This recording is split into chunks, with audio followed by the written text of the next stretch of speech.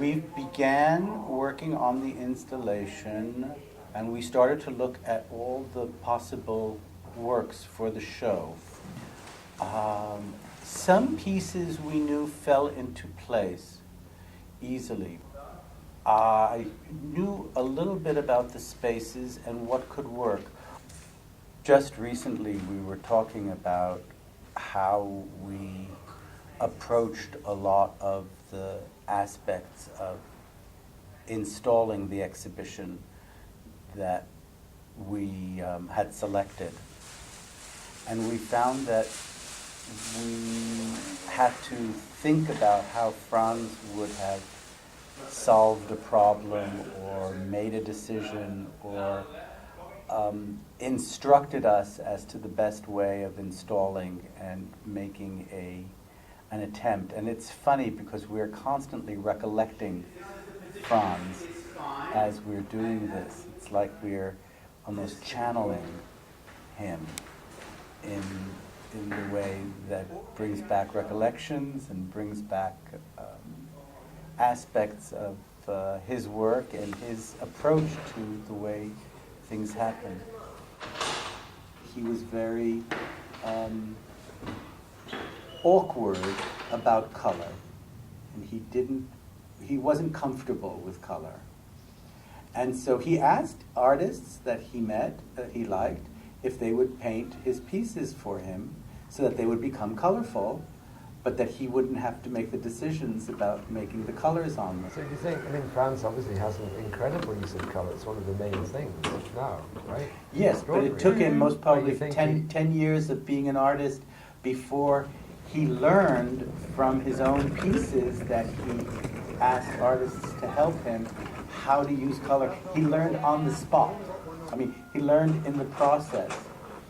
And it's until he got his own confidence and his own voice and his own ability to be colorful and to conquer color.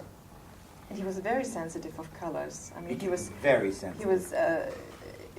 Sometimes it took days or weeks to find out a certain color that he was looking for, that he had in mind, and he was calling up people and asking them, "Do you remember that color that we saw somewhere on a certain, shirt?" Or so he could get very obsessed about finding a certain color. Yeah, it's wonderful. It's a really brave way of finding out about how to use colour, though, right? Most people would just experiment. But he went to someone who he thought could use colour and say, could you apply colour? Yes. Something that I've made doesn't have colour. Could you tell me what you would do with this in your situation? And then not only would I learn from that, but I'd be happy to call that piece my piece and your piece, and to have it exist in the world as that. Yes, exactly. And so that requires bravery and openness and honesty and all of those things. And then to actually, maybe he knew he was really good at colour all along, or I don't know, but his late papier-mâché sculptures are extraordinary. The colour in them is so vibrant and so subtle and so beautiful. And he was very, very specific about those colours.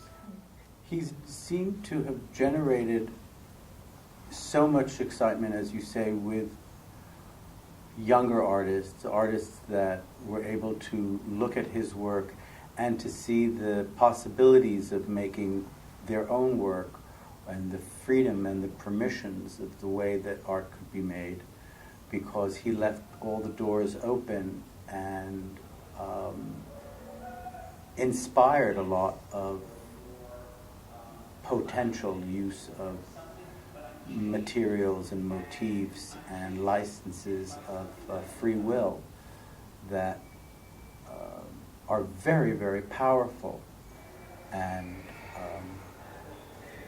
also the casualness in which very big and very positive ideas are presented is so powerful.